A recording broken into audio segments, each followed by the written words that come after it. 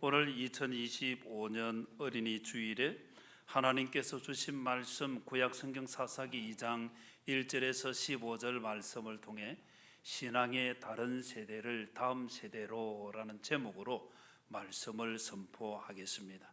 우리 모든 성도들 가정이 신앙의 바톤이 이어지는 믿음의 가정, 믿음의 가문 되기를 주님의 이름으로 축복합니다. 여러분, 세대 차이 느끼시죠? 이 자리 같이 앉아 있는 게 참 감사하다 생각이 드는데, 쌍둥이도 세대 차이를 느낀다 그러죠. 그 정도로 시간이 빨리 흘러간다 그렇게 말합니다. 그러나 보통은 10년 정도를 두고 세대 차이가 있다 이렇게 표현하죠. 그런데 요즘은 그 10년의 기간이 점점 짧아지고 있습니다. 90년대 학교를 다니던 초등학교 다니던 그 사람들은 이제 놀토라는 말을 알죠. 놀토 알죠? 놀토는 토요일 한 번 격주로 쉬는 것이 놀토입니다. 지금 아이들에게 놀토하면 놀라운 토요일인가? 전화를 받는 것도 그렇다 그러죠. 90년대 아이들은 전화를 받을 때 이렇게 받는다 그래요. 근데 요즘 아이들은 전화 받으면 이렇게 받는다 그래요. 무슨 차이입니까? 스마트폰의 차이라고 볼 수 있죠. 그 크기나 이런 부분에서 특별히 세대 차이를 자녀들이 부모를 통해서 많이 느끼는 아재 개그입니다.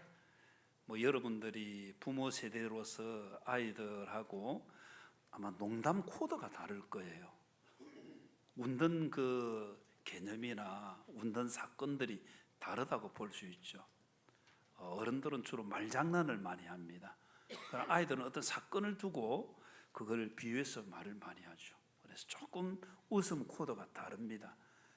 그 다름을 인정해주면 그 가정은 그래도 통하는 가정인데, 대부분의 가정에서는 부모들이 아재 개그를 하면 아빠 어디 가서 그런 말 하지 마세요.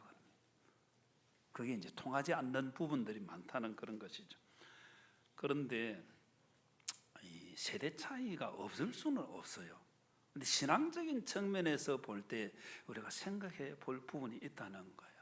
하나님은 어떤 분이신가? 예수님께서는 마태복음 22장 32절에서 하나님은 나는 아브라함의 하나님이요 이삭의 하나님이요 야곱의 하나님이로라. 하나님은 죽은 자의 하나님이 아니요 살아있는 자의 하나님이시니라. 여러분 믿습니까? 이 무슨 의미겠습니까? 아브라함의 하나님, 이삭의 하나님, 야곱의 하나님. 하나님은 현재 항상 함께 하신다는 그런 의미, 지금 살아계신 하나님, 그런 의미가 비어지는 거예요. 예수님께서 이 말씀을 하셨습니다. 그리고 히브리서 13장 8절에 보면 예수 그리스도는 어제나 오늘이나 영원토록 동일하시다고 했습니다. 하나님은 동일하신 하나님이신 줄 믿습니다. 동일하신 하나님을 믿는데 신앙의 차이가 있다? 바람직하지 않은 거예요. 한 하나님을 믿는데 신앙적으로 세대 차이가 있다? 세상적으로는 세대 차이가 생길 수 있습니다. 우리 문화 또 세대라는 이 말이 원어적인 의미를 보면 시간이라는 말을 담고 있고 거주한다는 의미, 자손이라는 의미를 같이 가지고 있습니다. 그러니까 어느 시대에 어디에서 거주하는 자손들이냐, 그런 부분에서 세대 차이가 있을 수 있습니다. 그러나 신앙의 부분에 있어서 우리가 생각해 볼 부분이 있다는 거죠. 오늘 우리가 읽은 말씀은 이스라엘 백성들이 하나님께서 약속하신 땅, 젖과 꿀이 흐르는 땅, 가나안 땅을 정복한 이후에 되어진 시기, 흔히 이어지는 시기를 사사시대라 말하는데, 여호수아 때는 정복시대, 승리의 시대, 사사시대는 패배, 실패의 시대, 그렇게 말합니다. 갈수록 좋아진 것입니까? 나빠진 것입니까?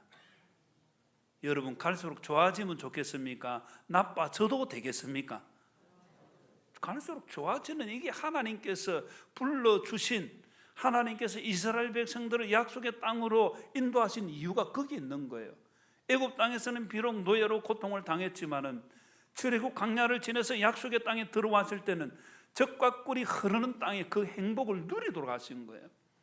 근데 그걸 누리고 계속 잘 살아야 되는데 성경을 보면 그렇지 못했다는 것을 기록하고 있습니다.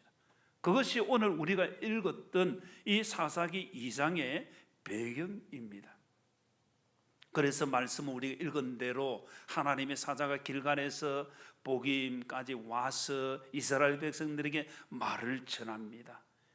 이러함으로 하나님께서 너희들에게 징계하신다는 것이 핵심이죠. 그럴 때 이스라엘 백성들이 통곡을 하게 되어집니다. 소리 높여 울었다는 말은 통곡했다는 말입니다. 그리고 이렇게 되어진 이유들을 설명하며 그것이 쭉 이어지는 게 사사기의 내용입니다.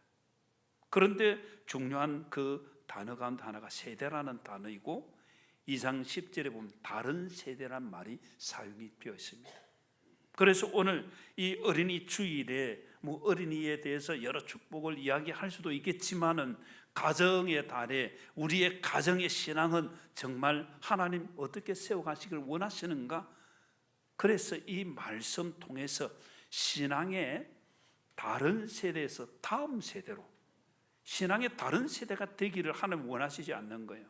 신앙의 다음 세대가 되어서 신앙의 바톤을 이어받고 하나님 주신 은혜와 복을 하나님 계속 누리기를 원하셔서 이 말씀을 주신 거예요.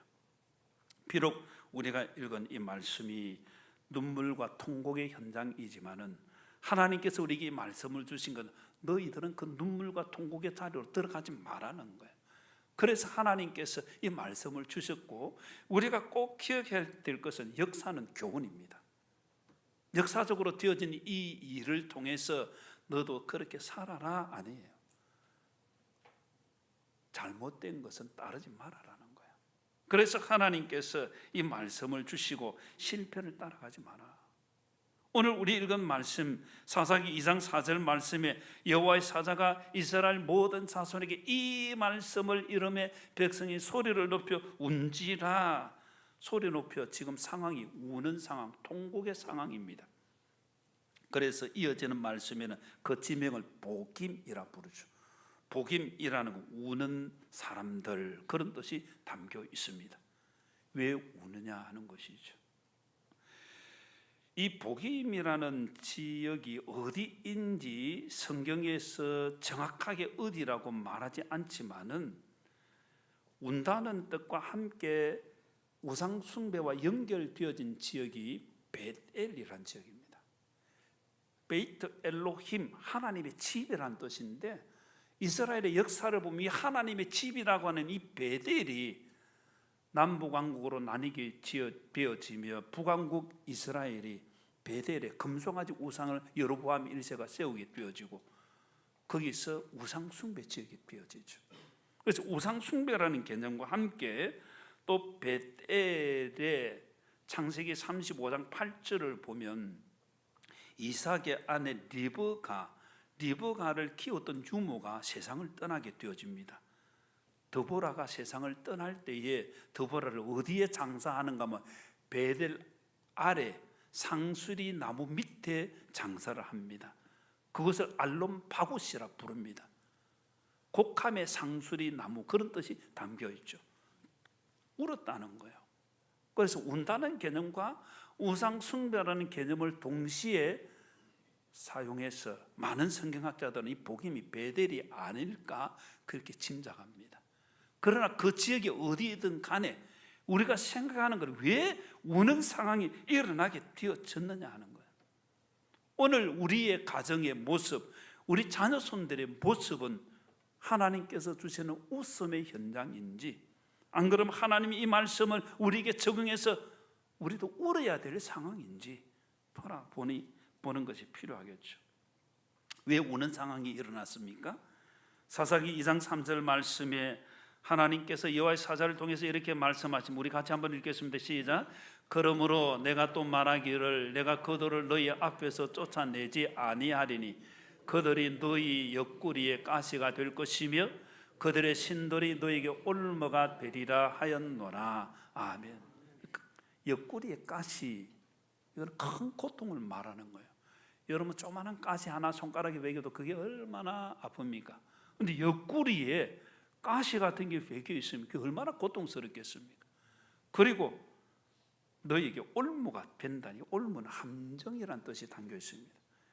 이스라엘 백성들이 섬겼던 하나님 아닌 다른 신을 섬긴 그것이 오히려 올무가 되어서 사냥감의 먹이가 되어지는 고통의 자리가 된다는 것입니다. 그 소리를 듣게 되어졌을 때에 이스라엘 백성들이 울기 시작하죠. 다시 역사를 볼 때에 이스라엘 백성들이 사사시대로 오기 전 가나안 땅을 정복하는 단계는 힘든 과정입니다. 여러분, 전쟁이 쉽습니까? 어렵겠습니까? 어려운 거예요. 그러나 그 어려운 과정에 하나님께서 함께 해 주셔서 승리를 하고 그 땅을 정복했습니다. 어려워도 하나님 함께 하시니 하나님께서 가나안 땅 입성하게 해주시고 그 은혜를 주신 거예요. 그런데 정작 그 땅에 살면서 이스라엘 백성들이 사사시대에 하나님의 은혜를 놓치고 통곡해야 될 상황이 되어진 거예요. 사사시대와 여호수아 시대의 분위기를 비교하는 것, 그리고 우리가 읽었던 2장 1절에 여호와의 사자가 길갈에서 복임으로 와서 지금 이 말을 전하는 거예요. 길갈은 이스라엘 백성들이 가나안 땅을 정복할 때에 거기에 모든 군사가 직결을 해 있고 전쟁의 중심지이고 그게 승리의 출발지입니다. 그런데 복임은 전혀 반대되어지는 거예요. 눈물의 장소가 되어지는 거예요. 통곡의 자리가 되어지는 거예요. 오늘 우리의 그 시간적인 흐름, 우리의 가정의 모습은 복임일까 길갈일까? 안 그러면 사사시대일까 여호수아 시대일까? 생각해 보는 게 필요한 거죠. 하나님께서 이 말씀을 주셨습니다. 왜 주셨겠습니까? 계속해서 하나님의 은혜를 누려가도록 주신 거예요. 그 잘못을 따라가라고 주신 것이 아니야. 그 잘못이 무엇인지를 알고 그 이유가 무엇인지 알고 하나님께서 주시는 은혜를 누려라. 그게 하나님 주신 거예요. 2장 14절에 보면 하나님께서 이스라엘에게 진노하셨습니다. 노력하는 자의 손에 넘겨주사 그들이 노력을 당하게 하시며 또 주위에 있는 모든 대적의 손에 팔아 넘기심에 하나님 넘겨버리신 거예요. 그들이 다시는 대적을 당하지 못하였으며 2장 15절에 보면 그들이 어디로 가든지, 우리가 좋아하는 말씀은 어디로 가든지 여호와께서 함께 하심이, 여호와의 손이 함께 하심이 우리에게 주어지는 은혜라고 볼 수 있죠. 여호와의 손이 함께 해 주셔서 우리가 너무나 좋습니다. 이게 우리가 정말 살아가야 할 삶의 방향이고 그게 하나님의 은혜라는 거예요. 그런데 성경은 뭐라고 기록되어 있습니까? 어디로 가든지 여호와의 손이 그들에게 재앙을 내리시니. 재앙이 하나님 말씀처럼 주어지는 게 좋겠습니까? 하나님의 손이 더해져서 도움이 주어지고 축복이 주어지는 게 좋겠습니까? 여러분 정말 어떤 걸 원하십니까? 아유, 뭐 재앙이 있어도 뭐 지나가겠지. 세상에 이런 노래 정말 많이 불러요. 때가 되면 지나간다는 거예요. 근데 어떻게 지나가느냐? 은혜 가운데 지나가야 그게 행복한 것이지, 고통 가운데 지나가면 그게 얼마나 힘든 일입니까? 여호와의 손이 함께 하셔서 하나님의 도와주심을 누리는 우리가 되어야 할 줄로 믿습니다. 이게 하나님께서 우리에게 원하시는 거예요. 세상의 많은 사람 가운데 하나님 우리를 택하여 주시고 주님의 교회에 속하게, 오늘 연휴잖아요. 많게는 계속 며칠, 이번 화요일까지 이어지는 연휴, 이 좋은데 중간에 딱 주일이 끼어가지고, 아이고, 세상 사람 보면 뭐라 하겠습니까? 예수쟁이 놀지도 못하고 제대로 놀지도 못하고 그렇습니까? 행복은 세상으로부터 오는 것이 아니라 하나님께서 주시는 줄 믿습니다.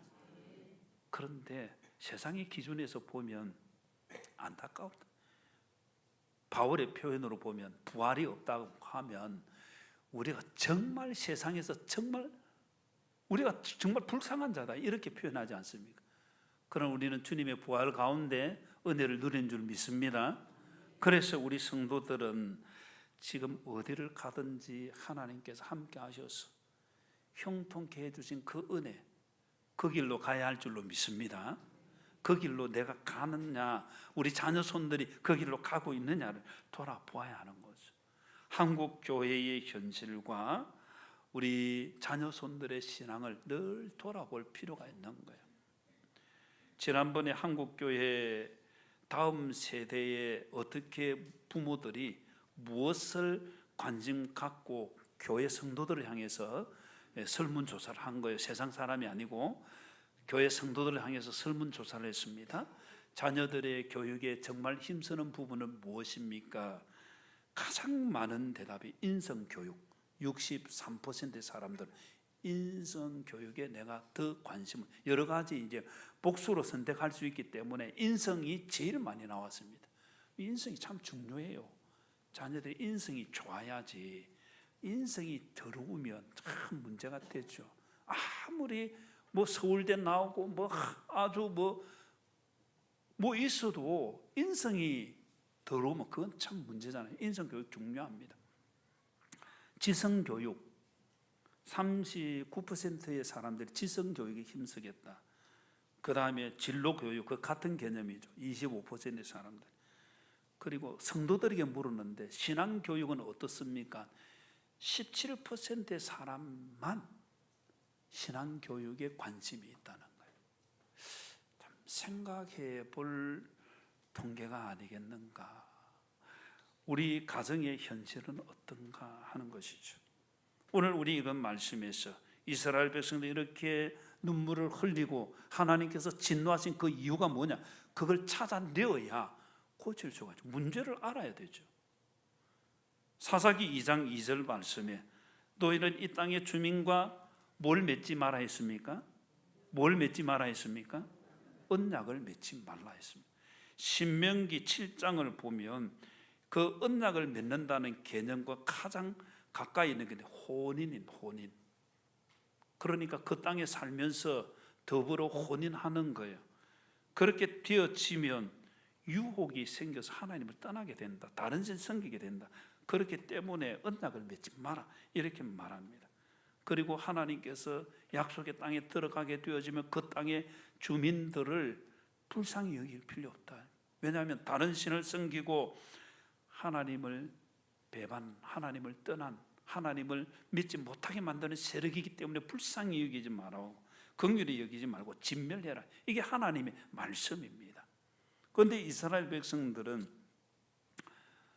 그 땅의 사람들을 다 진멸하지 못했습니다. 무엇이 문제인가? 사사기 1장에는 이렇게 승리를 하고 남겨둔 부분을 이야기합니다. 여러분, 악은 남겨두어야 합니까? 다 없애야 됩니까? 여러분, 집에 청소할 때에 깨끗이 청소를 합니까? 청소하다가 아이고 되네, 오늘은 여기까지 하고 또 쉬었다가 다시 청소하고, 뭐 그럴 수도 있겠죠, 청소 부분은. 그런데 그게 계속 곰팡이가 나고 막 악취가 나면 다음에 청소할 겁니까? 지금 치울 겁니까? 지금 치워야 되는 거예요. 악취가 나고 계속 거기서 곰팡이가 세균이 번식되고 있는데 아이고 오늘은 요 정도 많이 치웠네, 90% 치웠으니까 10% 놔두자, 이거는 안 맞는 거예요.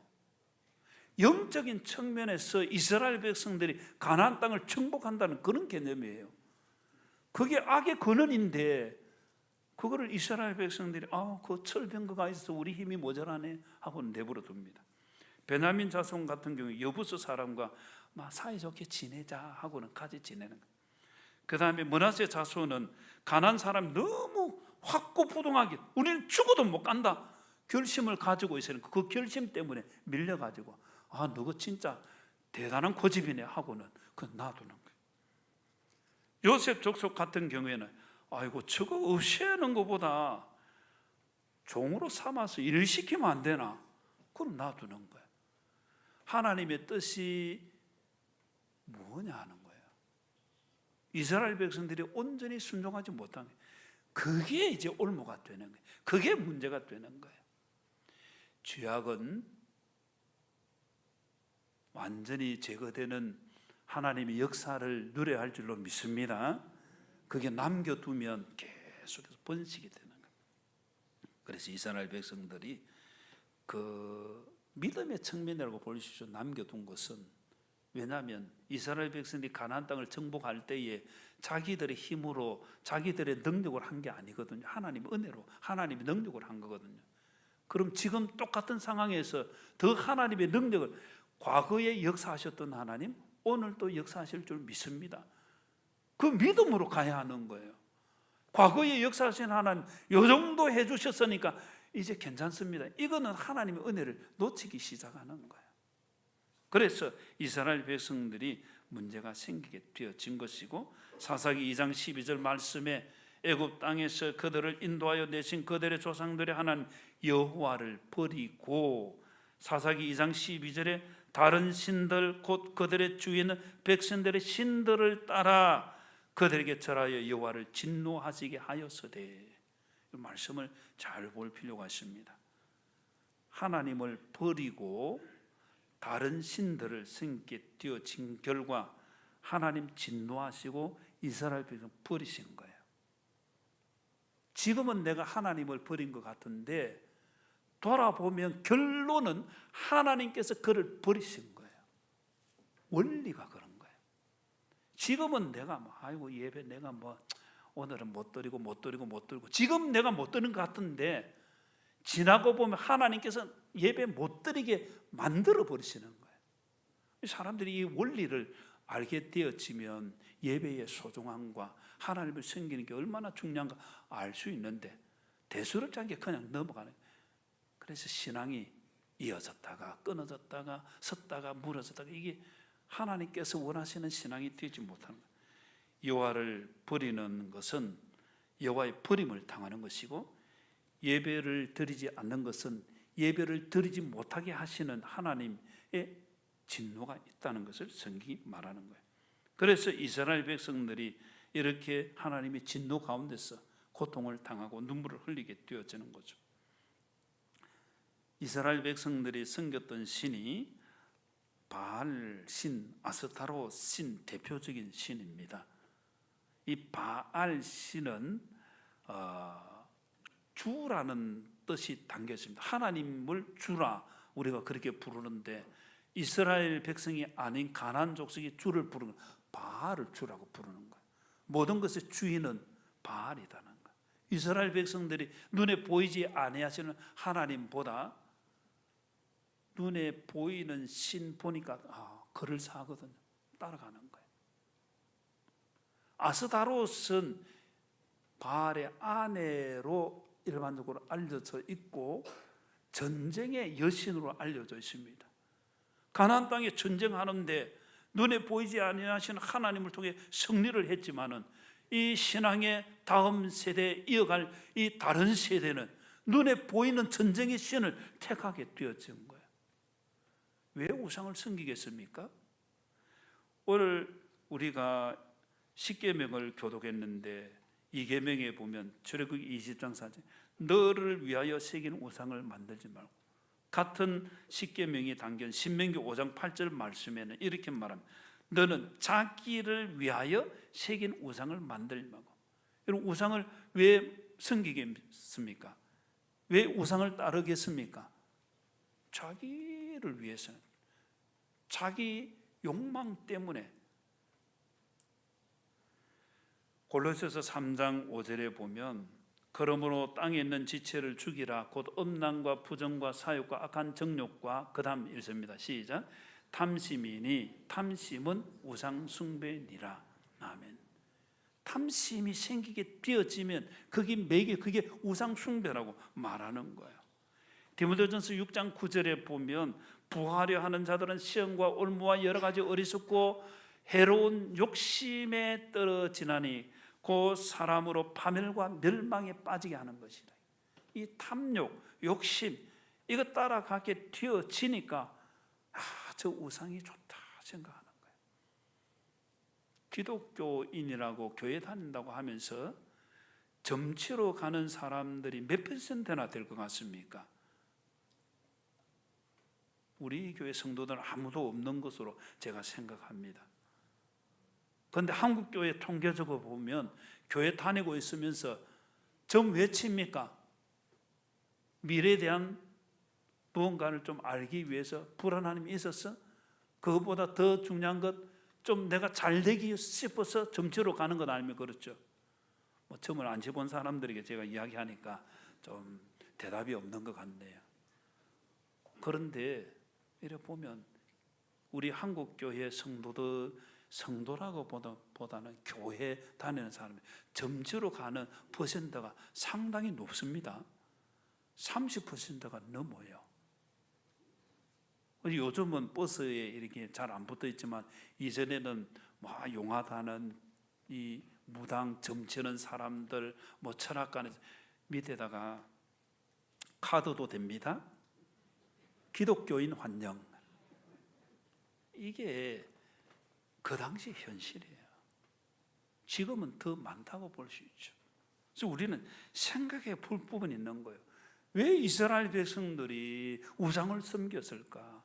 자기를 위하는 자기 탐욕 때문에 자기 것을 채우기 위해서. 모든 것은 하나님 주시는 줄 믿습니다.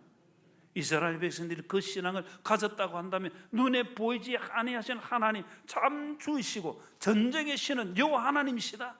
그리고 하나님을 섬겼을 것인데 믿음이 떨어지니까 이런 문제가 생기는 거예요. 그래서 사사기 2장 12절 말씀대로 애굽 땅에서 그들을 인도하여 내신 그들의 조상들의 하나님 여호와를 버리고 다른 신들 곧 그들의 주인은 백성의 신들을 따라 그들에게 전하여 여호와를 진노하시게 하였으되. 참 안타까운 현실인데 우리는 과거의 역사를 보면서 오늘 우리는 어떤가 생각할 필요가 있죠.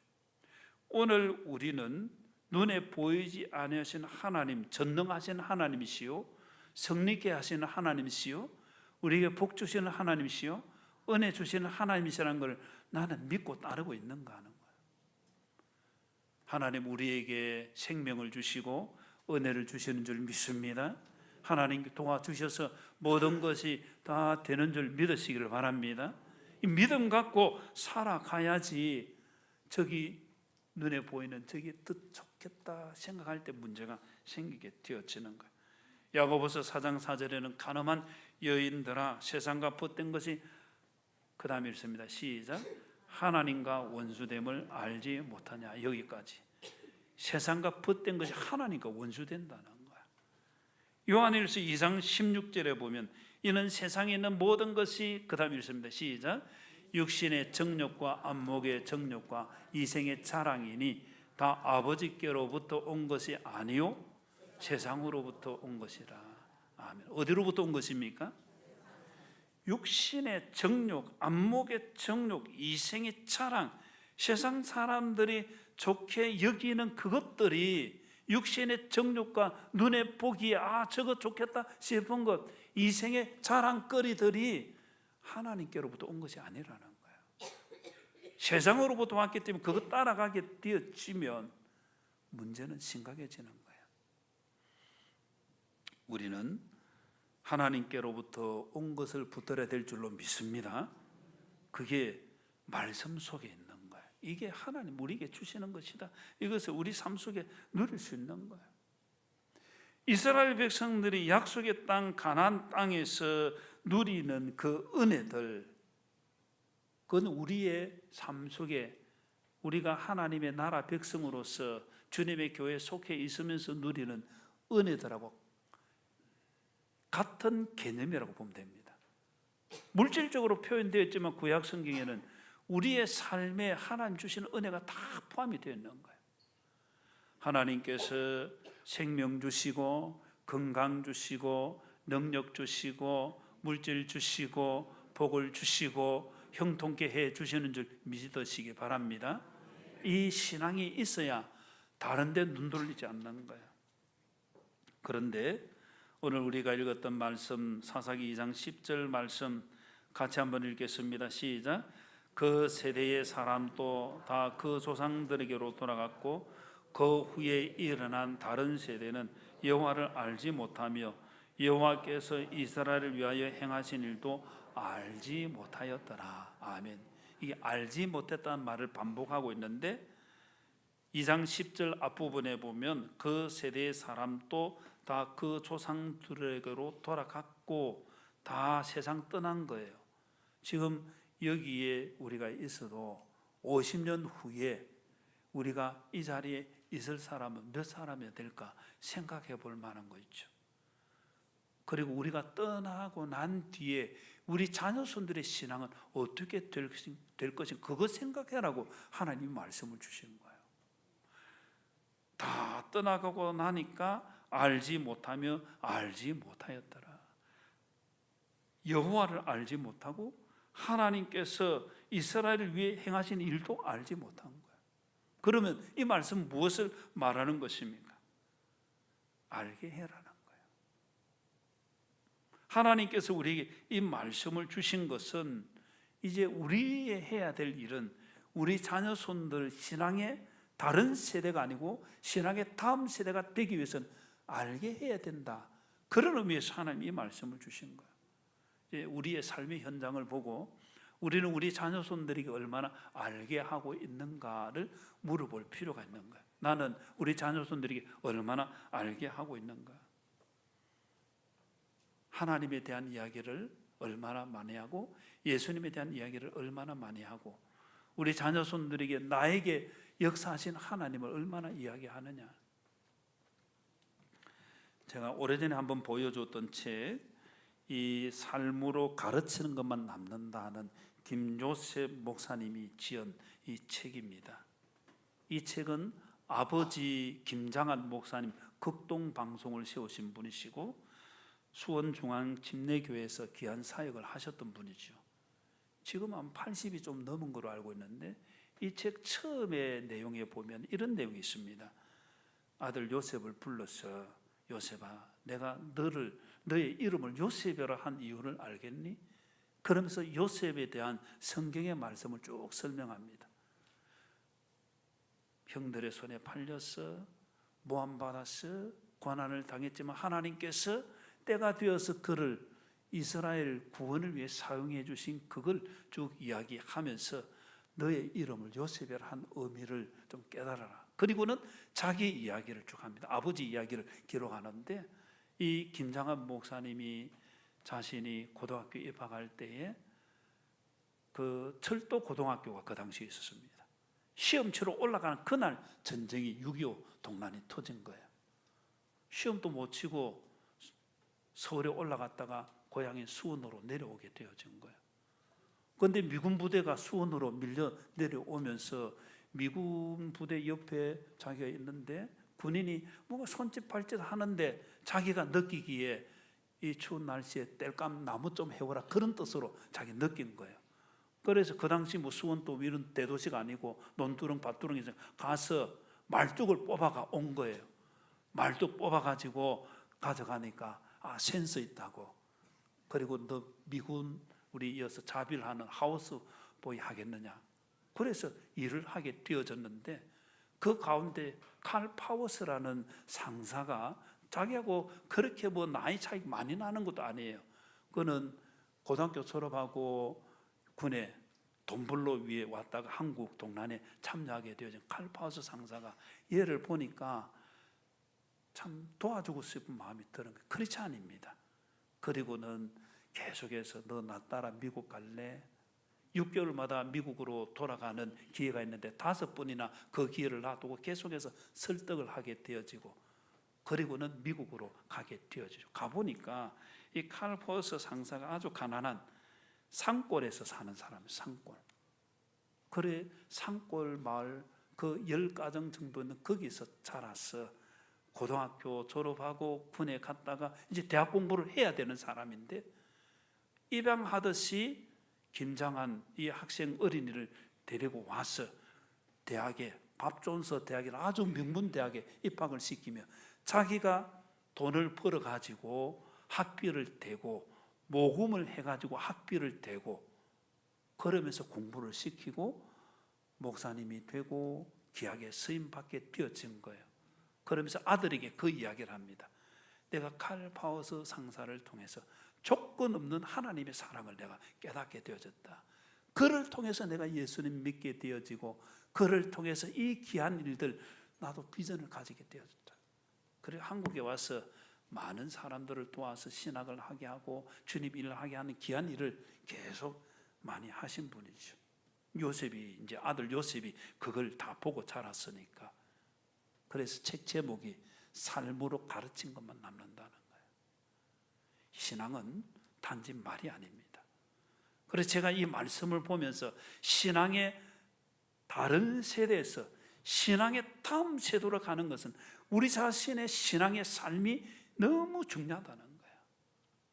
나는 개걸음 걸으면서 옆으로 걸으면서 자기 자녀가 왜 바로 안 걷느냐고 말할 수 있겠느냐? 그럴 수 없죠.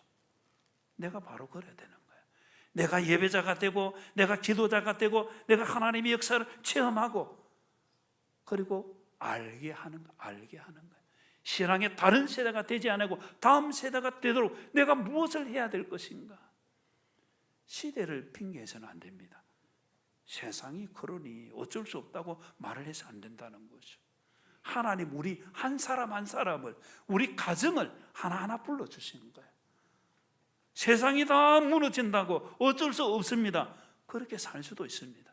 그러나 하나님께서 우리에게 이 말씀을 주신 것은 그렇게 하지 말라는 거예요. 신앙의 다른 세대가 되지 말고 다음 세대가 되어라고 하나님께서 우리에게 이 말씀을 주신 것입니다.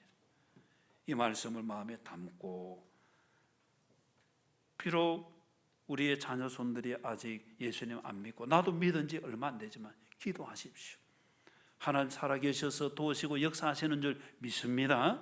이 체험이 있어야 됩니다. 기도의 체험이, 예배 자리에서 하나님이 도와주신 은혜의 체험이, 내가 예배 드렸는데 이상하게 하나님 이 일들을 이루어 주시는 거예요. 이 체험이 있어야 되는 거예요. 연세 드셨다고 하나님 내버려 두시나? 그렇지 않습니다. 우리 실버 목장 가족 성도들도 기도를 많이 해야 됩니다. 하나님의 손길을 체험하고 알게 하고 알게 하는, 그래서 신앙의 다른 세대가 아닌 신앙의 다음 세대를 이뤄가는 우리 모두가 되기를 주님의 이름으로 축복합니다.